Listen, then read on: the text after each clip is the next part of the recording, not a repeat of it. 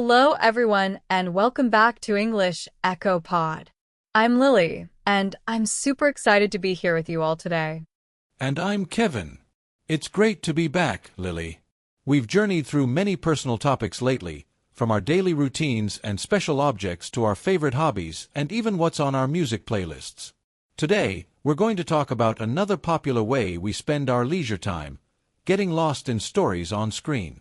That's right, Kevin. Today, we're diving into the captivating world of movies and TV shows, asking the big question, what are you watching?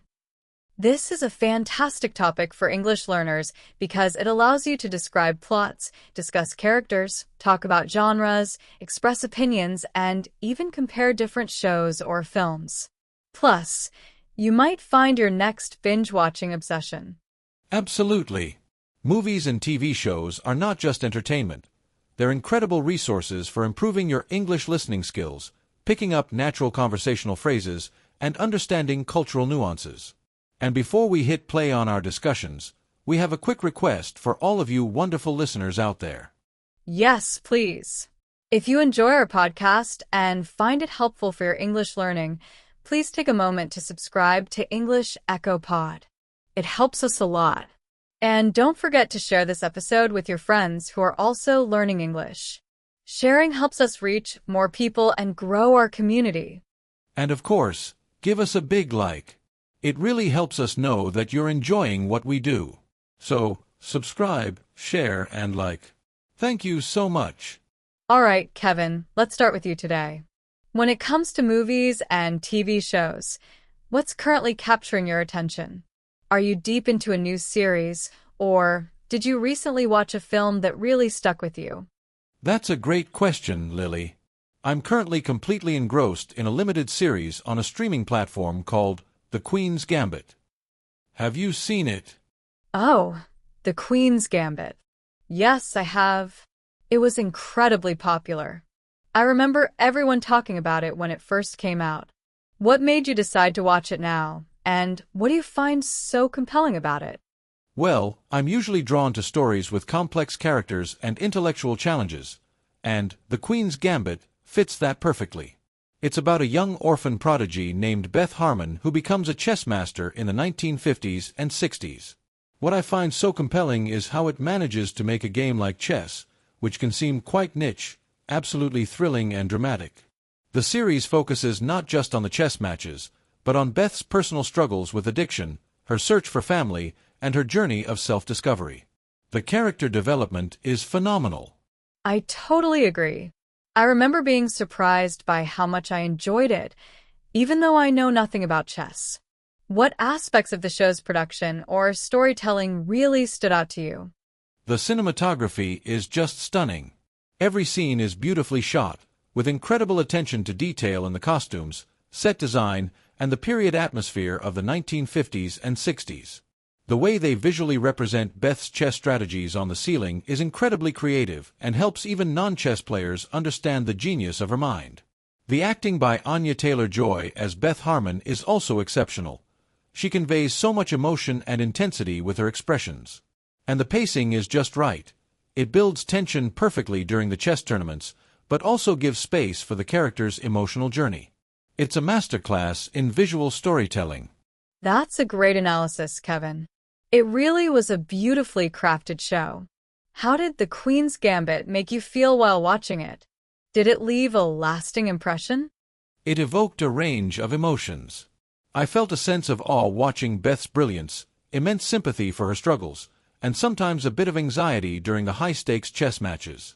By the end, I felt truly inspired by her resilience and her ability to overcome adversity. It left a lasting impression because it's not just a story about chess.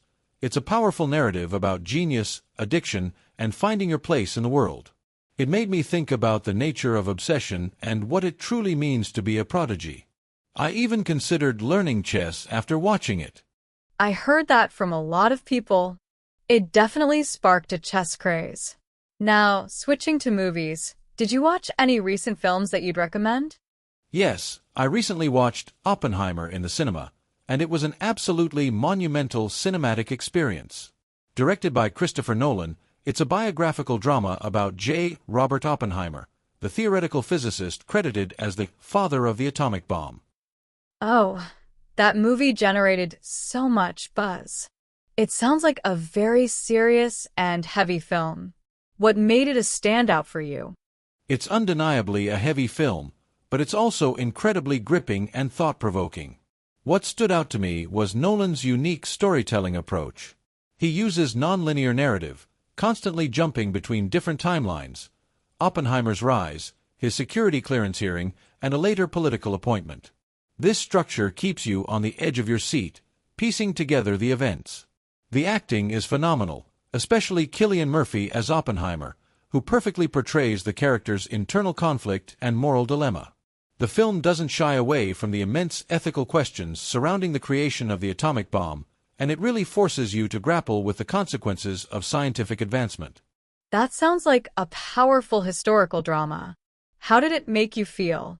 Did it change your perspective on that period of history or on science? It left me feeling profoundly somber and reflective. It's a film about immense human ingenuity, but also about immense destruction.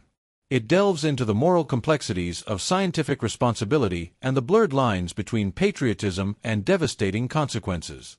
It made me think deeply about the choices leaders and scientists make during wartime and the long-term impact of those decisions. It's not a feel-good movie, but it's an essential one that sparks important conversations about power, ethics, and legacy. It truly stayed with me for days after watching it.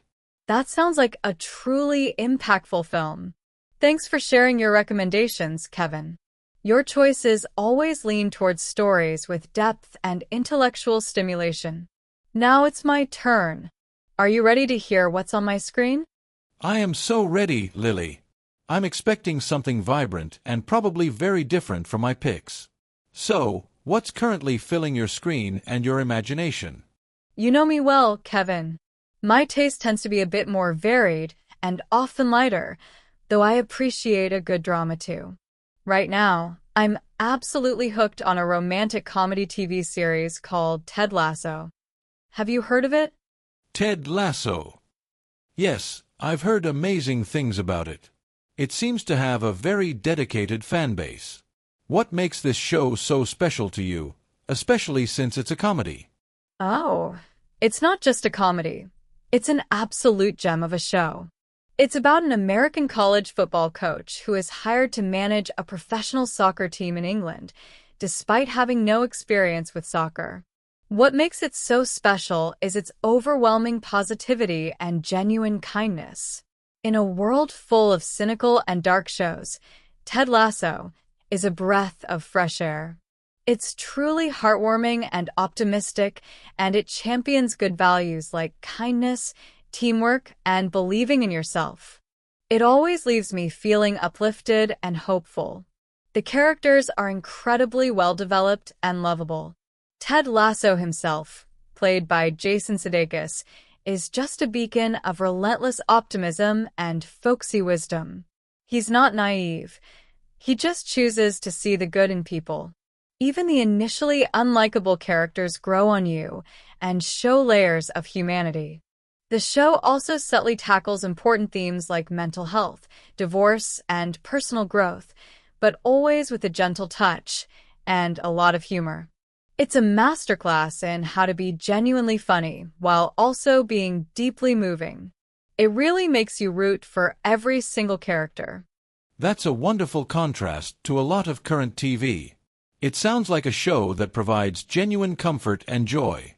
What specific aspects of the show's writing or acting really stand out to you? The writing is incredibly sharp and witty. The dialogue is quick, clever, and often very funny, but it also has moments of profound insight. Ted's analogies and Tedisms are legendary. The ensemble cast is just brilliant. Every actor perfectly embodies their role, and the chemistry between them feels incredibly authentic. You really believe they are a team of family. The show also masterfully balances humor with moments of genuine emotion, making you laugh one minute and tear up the next. It's very subtly done. It never feels forced or overly sentimental. That's a testament to good storytelling. How often do you watch Ted Lasso, and what kind of mood does it put you in? I tend to binge watch it when a new season comes out, but I also love to rewatch favorite episodes when I need a pick-me-up. It immediately puts me in a happy, hopeful, and often inspired mood. It's my go-to show when I've had a tough day or just want to feel good about the world. It's like a warm hug in TV show form. It reminds me to always be curious, not judgmental. That's a powerful and positive message. Now, switching to movies, did you watch any recent films that you'd recommend, perhaps something that made you feel good or entertained you? Yes, I recently watched Wonka in the cinema, and it was just pure, delightful escapism. It's a musical fantasy film serving as a prequel to Charlie and the Chocolate Factory, focusing on a young Willy Wonka's beginnings. Oh, Wonka. That sounds like a much lighter, more whimsical film than Oppenheimer. What made it a standout for you? It was simply magical and charming. What stood out was its incredible sense of wonder and imagination. The visuals are vibrant and fantastical, with incredible sets and costumes that perfectly capture the whimsical spirit of Wonka's world. Timothée Chalamet as young Wonka is absolutely enchanting. He brings so much charisma and earnestness to the role. The music is catchy and uplifting, and the story, while simple, is filled with heart and a message about dreaming big and fighting for what you believe in. It's a film that genuinely makes you feel like a child again, full of delight. The colors practically pop off the screen, from the fantastical chocolate inventions to the quirky outfits of the characters. Every scene is a feast for the eyes, designed to evoke pure joy. The film has a very optimistic tone. Even when Wonka faces challenges, he never loses his spirit.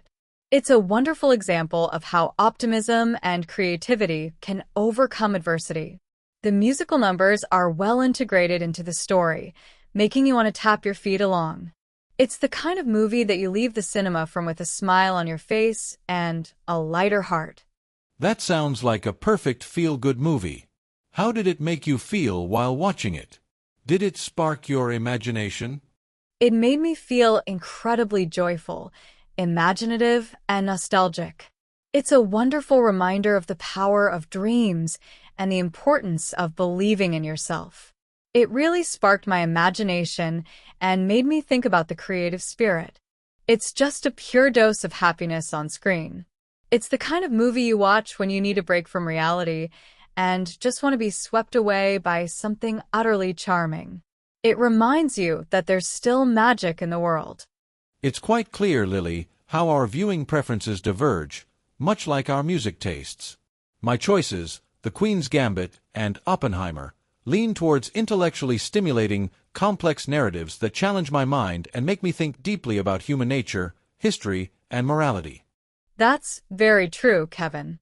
My picks, Ted Lasso and Wonka, are more about emotional uplift, heartwarming stories, and pure escapism. I gravitate towards content that makes me feel good, optimistic, and often laugh out loud, even if it has serious undertones. So one is about intellectual engagement, and the other is about emotional connection and pure joy. Exactly. I often watch TV shows or movies to delve into character studies, explore historical events, or understand complex systems. I appreciate intricate plots and thought-provoking dilemmas. You, on the other hand, seem to prioritize positive messaging, strong emotional impact, and a sense of whimsy or hope in your entertainment. That's spot on.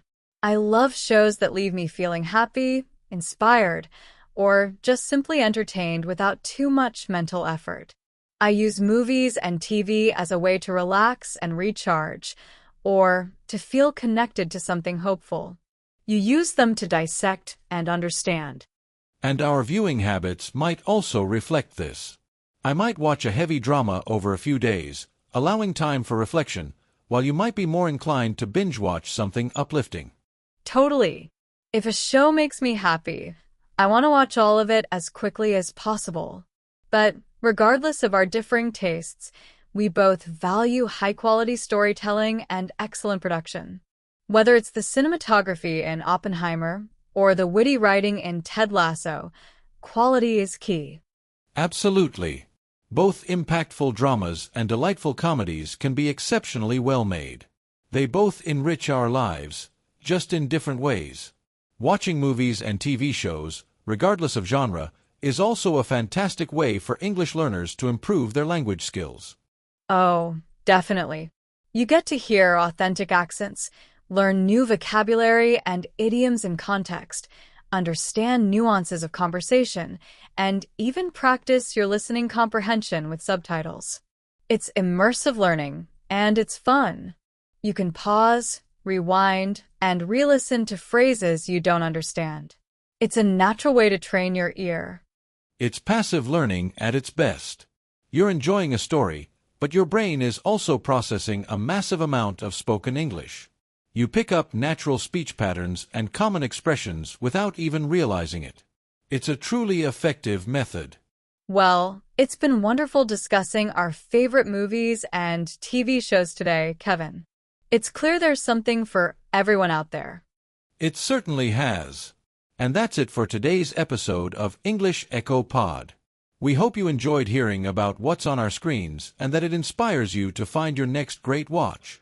And don't forget, if you liked this episode, please subscribe to our channel. Hit that like button. It helps us a lot. And share this podcast with your friends who are also learning English. And we'd love to hear about what's on your screen right now.